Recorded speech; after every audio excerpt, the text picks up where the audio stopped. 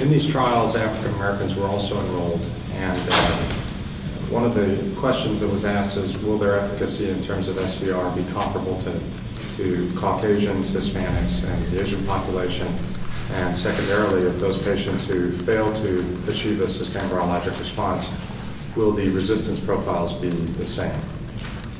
Resistance, of course, is something that we did not have to deal with in the previous treatment with pegylated interferon and ribavirin, but now in the era of direct-acting antivirals, this is something we need to be cognizant of. And admittedly, we do not yet understand the impact of resistance and what it will mean to future therapies.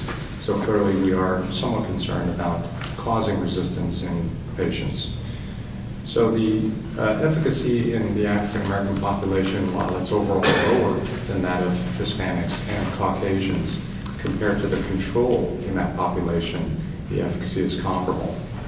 So SVR is achieved in roughly 60% of the African American cohort who are treatment naive, compared to 75% in the overall population.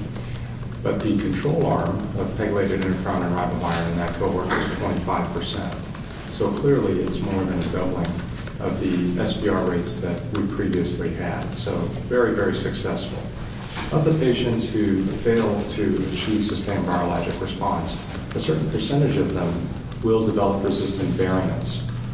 And in this analysis of the patients who ultimately did develop resistant variants, there was no difference between the Caucasian population and the African American population.